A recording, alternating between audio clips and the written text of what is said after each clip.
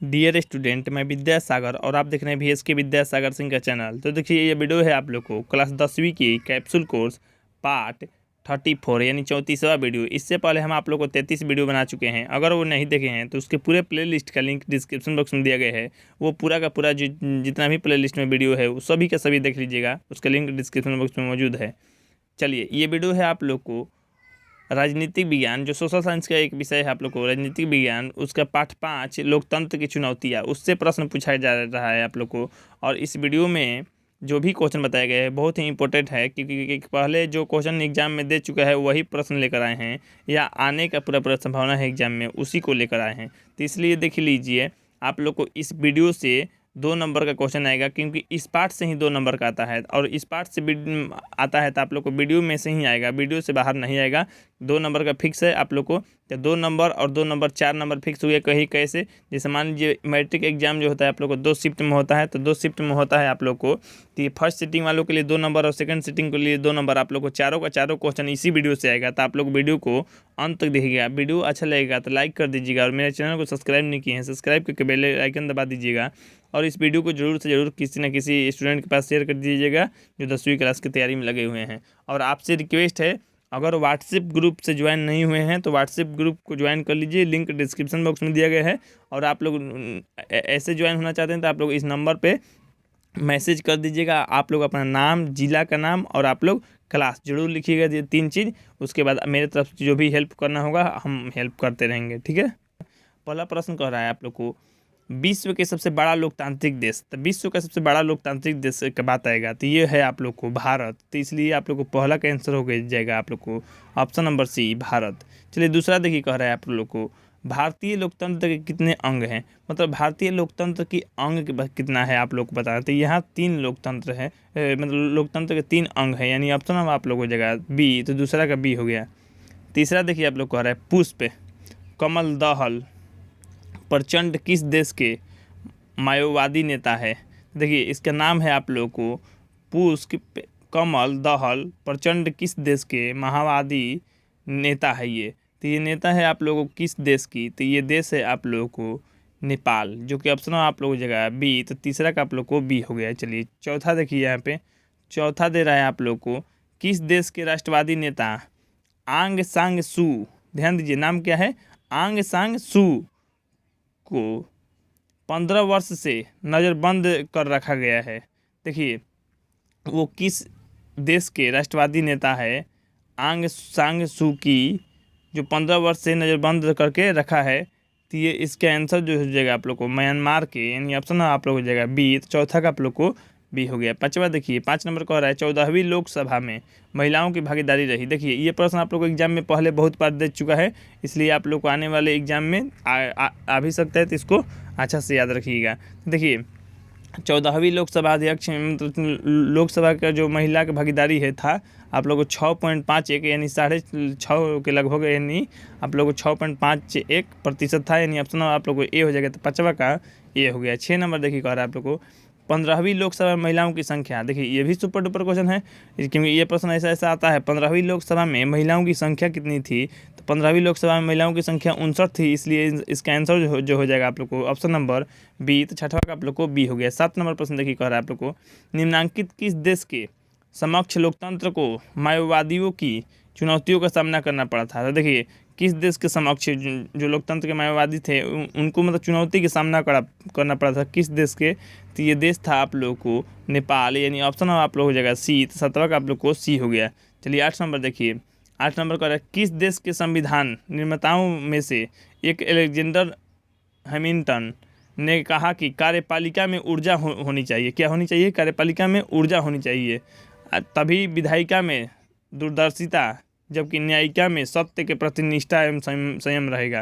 देखिए, तो मेन होना चाहिए कार्यपालिका में क्या होना चाहिए, ऊर्जा होना चाहिए, एनर्जी होना चाहिए कोई भी काम कराने का।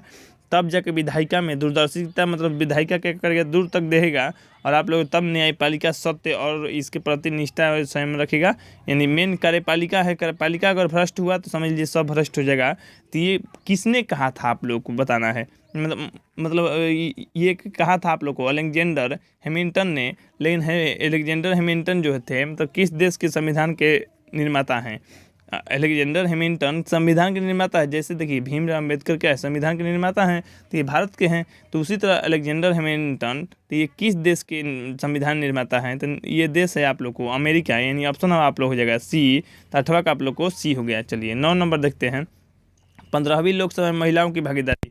देखिए 14वीं में तो बता दिए थे 6.51 होता है, लेकिन 15वीं में कितना होता है? तो 15वीं में इसका जो मतलब महिला की भागीदारी थी, ये आप लोग को 10.86, यानी ऑप्शन आप लोग हो जाएगा बी। तो 9वां का आप लोग को बी हो गया। ये प्रश्न याद रखिएगा। चलिए 10 नंबर देखिए, यहाँ पे कह रहा है लोकतांत्रिक सुधार मुख्यतः करते हैं। देखिए लोकतांत्रिक सुधार मुख्यतः करते हैं, तो आप लोग को बताना है कि क्या करते हैं। तो मतलब क्या नहीं, मतलब बताना है लोकतांत्रिक, मान लीजिए लोकतंत्र के लेकर सुधार करना है तो कौन करेगा? तो ये राजनीतिक दल करता है, यानी ऑप्शन आप लोग हो जाएगा डी। तो 10वां का आप लोग को डी हो गया। चलिए देखिए 11 नंबर प्रश्न कर रहा है आप लोग को, दुनिया के कितने हिस्सों में अभी भी लोकतांत्रिक शासन व्यवस्था नहीं है? देखिए लोकतांत्रिक शासन व्यवस्था में मतलब 100 से अधिक हो गया है। 100, लगभग 100 देशों में लोकतांत्रिक व्यवस्था हो गया है, लेकिन मतलब लगभग कितना हिस्सा में लोकतांत्रिक शासन व्यवस्था नहीं है? जैसे भारत में लोकतांत्रिक है, तो मतलब कितना भी हिस्सा है जो जहाँ पे लोकतांत्रिक नहीं चलता है, तो ये आप लोग को हिस्सा है 1/4। 1/4 हिस्सा, यानी ऑप्शन आप लोग हो जाएगा बी। तो 11 का आप लोग को बी हो गया। चलिए 12 नंबर देखिए कह रहा है 15वीं लोकसभा चुनाव से पूर्व लोकतंत्र में महिलाओं की भागीदारी थी। देखिए 15वीं लोकसभा होने से पहले 14वीं लोकसभा हुआ था, और 14वीं लोकसभा में आप लोग को 6.5% हुआ था। कितना हुआ था?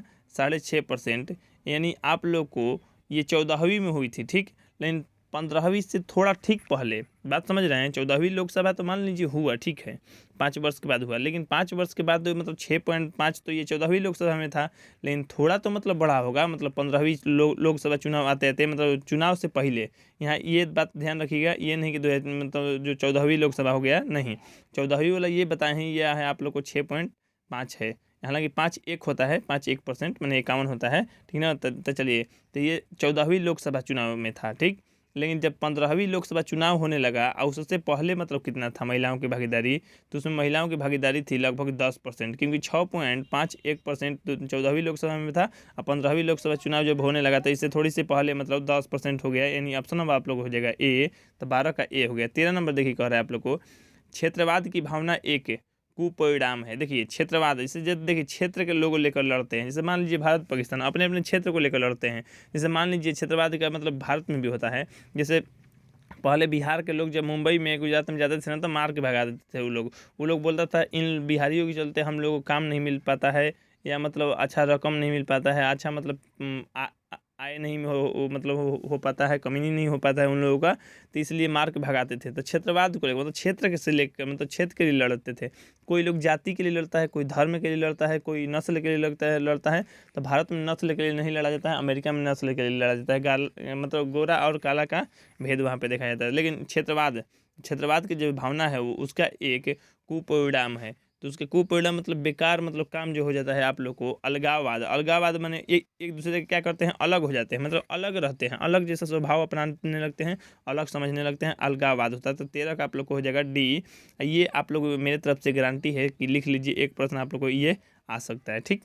चलिए 14 नंबर देखिए कह रहा है जल संकट किस देश में लोकतांत्रिक चुनौतियों के रूप में उभरी? जल संकट जो है ये किस देश में लोकतांत्रिक चुनौती बन गया? मतलब लोकतांत्रिक मतलब ये लोग को करना ही पड़ा जल संकट का निदान, या मतलब करना नहीं भी पड़ता तो बहुत मुश्किल था, लोकतांत्रिक बन गया मतलब लोग नहीं, नेता सत्ताधारी लड़ने लगे, या सत्ताधारी के करने के लिए ही मतलब संकट बन गया, कैसे भी करके करना ही करना है। तो ये आप लोग को मतलब किस देश के? तो ये देश है आप लोग को बोलिविया, यानी ऑप्शन आप लोग हो जाएगा डी। तो आप लोग को 14 का डी हो गया। चलिए 15 नंबर देखिए कि निम्नांकित में कौन सा कारक लोकतंत्र की चुनौती है? ये देखिए सुपर डुपर क्वेश्चन है एग्जाम की दृष्टि से, कह रहा है कौन सा कारक है जो लोकतंत्र की चुनौती बन बैठा है? तो देखिए ये जातिवाद है। क्या है आप लोग को? जातिवाद। जैसे भारत में देखिए अभी तो भारत में जाति को लेकर कितना लोग लड़ता है, आप लोग खुद समझते होंगे। ऊंच नीच वाला दर्जा तो यहाँ पे होता ही है, लेकिन जाति को लेकर भी लड़ता है। जैसे मान लीजिए कोई कोयरी है और यादव है, लड़ेगा। राजपूत है, यादव है, लड़ेगा। कोयरी है, या मान लीजिए कोई अन्य जात है, तो लड़ते रहेगा। तो मतलब यहाँ पे जाति को लेकर बहुत सा मतलब लड़ता है, मतलब जातिवाद है यहाँ पे। ये लोकतंत्र की क्या हो गया है चुनौती, मतलब चुनौती इसके लिए मतलब झेलने के लिए हो गया, और लोकतंत्र इसको झेल रहा है जातिवाद को, ठीक ना। तो 15 का आप लोग को सी हो गया। चलिए 16 नंबर देखिए, दिया गया आप लोग को, निम्नांकित में कौन सा कारक लोकतंत्र की चुनौती नहीं है? लोकतंत्र की चुनौती नहीं होना चाहिए, ठीक। मतलब कौन सा कारक है जो लोकतंत्र की चुनौती नहीं है, मतलब लोकतंत्र पे उसका प्रभाव कुछ भी नहीं पड़ता है। तो ये आप लोग को है परिवारवाद। अब बात की लीजिए परिवारवाद क्या होता है। जैसे मान लीजिए परिवार में बहुत हो रहा है तो लोकतंत्र पे प्रभाव थोड़े पड़ेगा। आपका परिवार खुश है या नहीं खुश है या कुछ, मतलब ये लोकतंत्र तक बात नहीं जाएगा। लेकिन आतंकवाद होगा तो लोकतंत्र तक बात तो जाएगा ना। मान लीजिए आतंकवाद होगा तो एक आदमी के लिए होता है आतंकवाद, मतलब सभी के लिए होता है, सभी को नुकसान पहुंचाएगा। तो ये लोकतंत्र के लिए चुनौती बन जाएगा। और क्षेत्रवाद भी, लेकिन परिवारवाद तो नहीं बनेगा। तो इसलिए इसके आंसर जो हो जाएगा आप लोग को ऑप्शन नंबर सी। तो 16 का सी हो गया। चलिए 17 नंबर देखिए, भारतीय लोकतंत्र की कमजोरी को दूर करने का सबसे अच्छा उपाय है। भारतीय लोकतंत्र की जो कमजोरी है उसको दूर करना है, उसको मिटाना है। अब मिटाने के लिए सबसे अच्छा उपाय क्या है? तो सबसे अच्छा उपाय है आप लोग को सुधारात्मक कानून का निर्माण करना। मतलब सुधारने के लिए कानून बनाइए, मतलब कानून मतलब इस तरह से कीजिए तो लोग सुधरे, या जो भी लोकतंत्र की चुनौती के लिए कमज़ोर है या लोकतंत्र जैसे भी कमज़ोर है उसको सुधारने की कोशिश कीजिए। तो इस तरह से सुधार सकते हैं, ठीक कर सकते हैं। 17 का आप लोग को बी हो गया। 18 नंबर देखिए, लोकतंत्र के मार्ग में सबसे बड़ी बाधा है। देखिए लोकतंत्र के मार्ग में सबसे बड़ी बाधा क्या है? तो लोकतंत्र के मार्ग मतलब रास्ता होता है, और सबसे बड़ा बाधा है आप लोग को जातिवाद और क्षेत्रवाद। यही लेकर मतलब लोग आगे नहीं बढ़ पाते हैं, या लोकतंत्र हम लोग आगे नहीं जा पा रहा है। तो ये मेन बाधा है आप लोग को, जातिवाद और क्षेत्रवाद। यानी 18 का आप लोग को डी हो जाएगा। 19 नंबर देखिए, 19 नंबर यहाँ पे कह रहा है, निम्नांकित में किस देश की महिलाएं आज भी मताधिकार से वंचित हैं? देखिए अब बात समझिए, महिला हो या पुरुष, भारत में समान अधिकार है। भारत में सभी लोग मतलब वयस्क हैं, 18 वर्ष के हैं तो मत दे सकते, वोट दे सकते हैं। लेकिन कहाँ के महिला वोट नहीं दे सकती हैं, यानी मताधिकार से वंचित है, मतलब वोट नहीं दे सकती है अपना। तो ये आप लोग को देश है ये सऊदी अरब, यानी ऑप्शन आप लोगों की जगह सी। तो 19 का आप लोग को सी हो गया। चलिए 20 नंबर देखिए, नए विश्व सर्वेक्षण के अनुसार भारत में मतदाताओं की संख्या, देखिए मतदाता मतलब वोट देने वाला, अब वोट देने वाला की संख्या कितना है नए विश्व सर्वेक्षण से? तो ये देने वाला की संख्या है आप लोग को करीब 71 करोड़। हालांकि 71 करोड़ से भी आंकड़ा ऊपर हो गया है, ठीक ना। मतदाताओं की संख्या जो है आप लोग को लगभग मतलब 80 करोड़ से लेकर आप लोग को 90 करोड़ के बीच में होगा, ठीक ना। हालांकि ये पुस्तक में दिया गया है, तो जब पुस्तक छपाई हुआ होगा उस समय का दिया हुआ, लेकिन अब पता करेंगे तो 90 से 80 करोड़, मैंने 80 से 90 करोड़ दिया हुआ, इतना जो फिक्स है। चलिए आप लोग 20 में से एक हो जाएगा। देखिए कर रहे हैं, क्षेत्रवाद की भावना का दुष्ट परिणाम होता है। यहाँ पे दो छूट गया है तो दुष्ट परिणाम होगा। दुष्ट परिणाम क्या होता है? तो क्षेत्रवाद की भावना करेंगे, क्षेत्र को लोग को लेकर लोग लड़ेंगे, तो इसमें क्या परिणाम या दुष्ट परिणाम देखने के लिए मिलेगा, या मतलब क्या खराब चीज़ होगा? तो ये अलगाववाद होगा, यानी ऑप्शन आप लोग हो जाएगा सी। तो 21 का आप लोग को सी हो गया। चलिए 22 नंबर देखिए कह रहा है, लोकतंत्र जनता का जनता द्वारा जनता के लिए शासन है। यह क्या है कि मतलब यह किसका कथन है? यह किसका कथन है कहना चाहिए था, यह किसका कथन है। जैसे देखिए फिर से, लोकतंत्र जनता का जनता द्वारा जनता के लिए शासन है। क्या है यहाँ पे? है होगा जनता के लिए शासन है। यह वाक्य किसके लिए कहा है? हम तो किसके लिए छोड़े ना, मतलब जनता के लिए ही कहा गया था, लेकिन किसने कहा था ये बताना है। कि ये कहा गया था आप लोग को अब्राहम लिंकन द्वारा, यानी ऑप्शन आप लोग हो जाएगा बी। तो 22 का आप लोग को पी हो गया। और ये प्रश्न आप लोग को एग्जाम में हर साल लगभग दे ही देता है, तो आप लोग को इस बार भी आने वाला है, और आप मौका का फ़ायदा उठाकर ही मानिएगा, छोड़िएगा मत, ठीक ना। देखिए आपसे रिक्वेस्ट है कि जो VSK विद्यासागर सिंह की जो चैनल है वो सिर्फ चैनल नहीं, आप लोग के लिए फैमिली है, और इस फैमिली का सपोर्ट करना और आप लोग को फैमिली को बढ़ाना आपका दायित्व है। तो इसलिए फैमिली को सपोर्ट कीजिए। आप लोग VSK विद्यासागर सिंह के चैनल को सब्सक्राइब कर लीजिए, और आप लोग शेयर कर दीजिए, और स्टेटस भी लगाइएगा, ताकि ज़्यादा से ज़्यादा लोग जाने आप लोग के चैनल के बारे में। क्योंकि देखिए ये चैनल सिर्फ मेरा चैनल नहीं है, क्योंकि हम यूट्यूबर हैं ही नहीं, हम एक टीचर हैं, और टीचर हैं तो आप लोग की ये फैमिली है। आप लोग की फैमिली की मदद हम कर रहे हैं, मेरे द्वारा किया जा रहा है, तो आप लोग की फैमिली और भी बड़ा होती जा रही है। आप लोग थोड़ा कोशिश कीजिए कि और बड़ा होए और जल्दी होए, ठीक ना। चलिए देखिए यहाँ पे 23 नंबर देखिए कह रहा है आप लोग को, नए विश्व सर्वेक्षण के आधार पे भारतवर्ष में मतदाताओं की संख्या। देखिए मतदाताओं मतलब बताना है, नए विश्व सर्वेक्षण के आधार पे नए विश्व सर्वेक्षण बताया है आप लोग को, तो उसमें मतदाताओं की संख्या, मतदाता मतलब वोट देने वाला की संख्या कितना है? तो अभी ही आप लोग को बताए हैं 70 से मतलब 70 करोड़ से ऊपर है या अधिक है, तो 71 करोड़ हो जाएगा, ठीक ना। हालांकि नया अपडेट के अनुसार हम नहीं बताएंगे, बुक के अनुसार ही बताएंगे, जो एनसीईआरटी बुक में दिया रहेगा वही तो आंसर हम बताएंगे।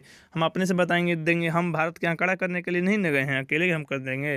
भारत सरकार जितना कहेगा उतना कहना चाहिए, लेकिन अब लगभग अनुमान से कह सकते हैं आप लोग 80 करोड़ से ऊपर होगा, 71 करोड़ ही नहीं 80 करोड़ हो जाएगा, ठीक। चलिए देखिए 24 नंबर कर रहा है, नेपाल में कितने साल पुरान राजशाही को ख़त्म कर लोकतांत्रिक देश के रूप में स्थापित किया गया। तो देखिए अब नेपाल देश में यहाँ लोकतांत्रिक चलने लगा, लेकिन इससे पहले राजशाही चल रहा था। तो वो राजशाही जो चल रहा था वो कितना वर्ष पुराना था, मतलब कितना पुराना था, तो वो था आप लोग को 240 साल पुराना था, जो कि राजशाही चल रहा था, राजा द्वारा व्यवस्था लगा के चल रहा था। 24 का आप लोग को हो जाएगा सी। 25 नंबर देखिए कर रहा है, 15वीं लोकसभा के गठन में संयुक्त प्रगतिशील गठबंधन मतलब प्रसंग ने सरकार बनाने के लिए निम्नलिखित में किस दल को शामिल किया। ध्यान दीजिए आप लोग को, जो 15वीं लोकसभा गठन था, संयुक्त प्रगतिशील गठबंधन क्या किया था, आप लोग को किस दल को अपने में शामिल कर लिया। मतलब गठबंधन समझ रहे, गठबंधन में मान लीजिए मतलब कोई ना कोई पार्टी को मिलाएंगे, कम से कम 2 पार्टी रहना चाहिए। मतलब मान लीजिए एक हम हो गए और एक कोई ना कोई एक पार्टी होना चाहिए, तब मिलेगा, तब गठबंधन होगा। तो वो गठबंधन में जो था संयुक्त प्रगतिशील गठबंधन, तो उसमें किस देश को शामिल किया गया था या किस देश को मिलाया गया था। तो ये देश था आप लोग को जनता दल यानी यूनाइटेड, यानी ऑप्शन आप लोग हो जाएगा सी। तो आप लोग को ये पार्टी को मिला लिया गया था, ठीक ना। चलिए तो यहाँ पे देखिए 25 का आप लोग को सी हो जाएगा। 26 देखिए 26 कर रहा है आप लोग को, प्रत्यक्ष लोकतंत्र स्थापित करने वाला देश स्विट्जरलैंड में महिलाओं की भागीदारी। प्रत्यक्ष मतलब साफ सुथरा, कोई भी दिक्कत नहीं है ना इसमें, ठगा ठगी नहीं। तब प्रत्यक्ष लोकतंत्र स्थापित करने वाला, स्थापित किया मतलब प्रत्यक्ष, जो प्रत्यक्ष मतलब प्रत्यक्ष जो है लोकतंत्र स्थापित करने वाला देश कौन सा है, तो वह स्विट्जरलैंड। लेकिन ये स्विट्जरलैंड महिलाओं को वोट देने मतलब मताधिकार देने का अधिकार कब दिया, तो ये दिया था आप लोग को, यहाँ पे इसका आंसर हो जाएगा 1971, यानी ऑप्शन आप लोग हो जाएगा सी। तो 26 का आप लोग को सी हो गया।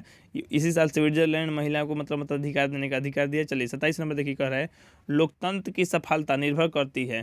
तो लोकतंत्र की जो सफलता होती है वो किस पे निर्भर करती है, तो नागरिकों के विवेकपूर्ण सहभागिता पर, यानी ऑप्शन आप लोग हो जाएगा सी। तो 27 का आप लोग को सी हो गया।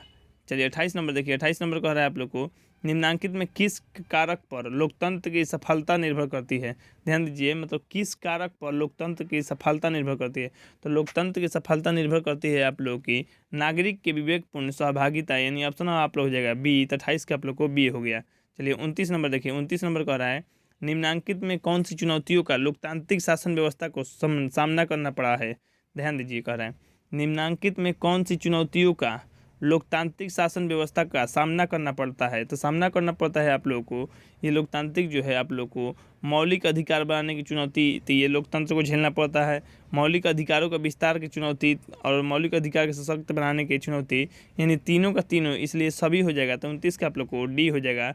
चलिए 30 नंबर देखते हैं, यानी इस वीडियो को लास्ट प्रश्न देने से पहले आपसे रिक्वेस्ट है, वीडियो को लाइक कर दीजिए, चैनल को सब्सक्राइब करके बेल आइकन दबा दीजिए और इस वीडियो को जरूर से जरूर शेयर कीजिए आप लोग 10वीं में पढ़ने वाले स्टूडेंट के पास, क्योंकि 80% जिनको रिजल्ट लाना है तो ये वीडियो देखना काफ़ी जरूरी है। और जितना भी वीडियो हम लेकर आ रहे हैं 10वीं के लिए और 12वीं वाले बच्चों भी, तो सभी का सभी आप लोग देख लीजिए और आप लोग गारंटी के साथ बोल रहे हैं कि 80% ला ही देंगे, इसमें कोई दो राय नहीं है। तो चलिए आप लोग को लास्ट वीडियो देखते हैं। आप लोग थोड़ा सा बस यही है कि व्हाट्सएप ग्रुप से ज्वाइन हो जाइए, जिसका नंबर हम दे चुके हैं, नहीं तो लिंक डिस्क्रिप्शन बॉक्स में दिया गया है, उस पर क्लिक करके ज्वाइन हो सकते हैं। चलिए देखिए 30 नंबर कह रहा है आप लोग को, दक्षिण अफ्रीका में लोकतंत्र की कौन सी चुनौती मुंह बाएं खड़ी है, मतलब मुंह बाएं खड़ी है। देखिए ध्यान दीजिए, दक्षिण अफ्रीका में लोकतंत्र की चुनौती मुंह बाएं खड़ी है। तो मुंह बाएं खड़ी मतलब समझ रहे हैं, कोई भी चीज़ के मुंह बाएं खड़े मतलब लेने के लिए कोई होता है, तो गोरे लोगों की दी गई रियासत तो वापस लेने की मांग। तो देखिए गोरा लोग का जो रियासत दिया गया था वो वापस लेने का मांग किया जा रहा है, तो इसलिए दक्षिण अफ्रीका का लोकतंत्र जो है मुंह बाएं खड़ा हुआ है। तो यानी 30 का आप लोग को हो जाएगा सी, 30 का आप लोग को सी हो गया। तो ठीक है, आप लोग को मिलते हैं कल के वीडियो यानी अगले वीडियो में, तब तक के लिए जय हिंद, जय भारत, वंदे मातरम।